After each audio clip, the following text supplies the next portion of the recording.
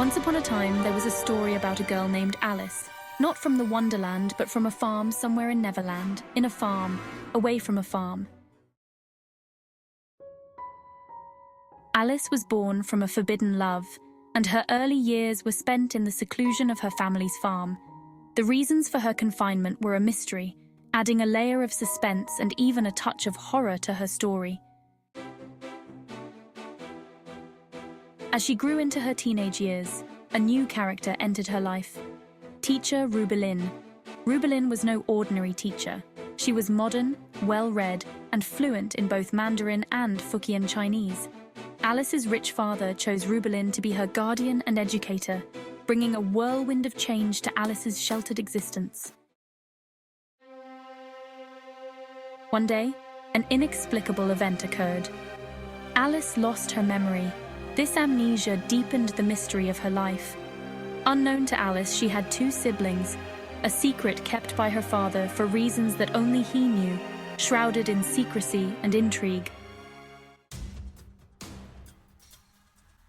Her pivotal moment, or the first of many twists and turns of her life on one fateful day, Alice made a shocking discovery. She learned that her parents were legally married and that she was not invited to their wedding. This revelation struck her like a thunderbolt. Alice confronted her father, tears streaming down her face. "Why didn't you invite me to your wedding?" she asked, her voice trembling with emotion. Her father's face filled with sorrow, tears welling up in his eyes. He bowed his head in silence, unable to answer. And in that moment, time seemed to freeze. All my life, I was homeschooled by Mam Rubilyn.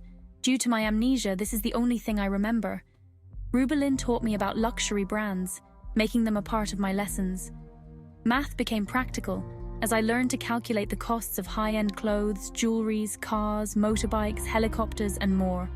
Under her guidance, I grew alongside my pigs, eventually selling them one by one. With the money, I bought a mansion, Ralph Lauren dresses, Bulgari jewelry, Hermes sandals, 16 luxury cars, a Harley-Davidson bike, and even a helicopter.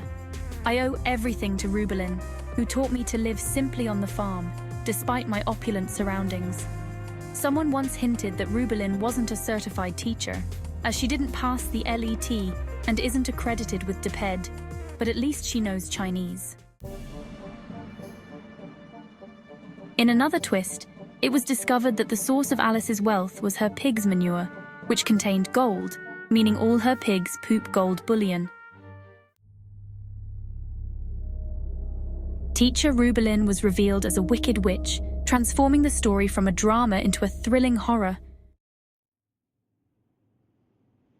Finally, it turned out that very few of her neighbors knew her because they avoided seeing Alice not because of her magical powers, but also because of a fetid underarm odor that even her wealth and magic couldn't remedy. This odor contributed to her trauma and loneliness. That's why she remained single all her life. This tale of the farm is far from over.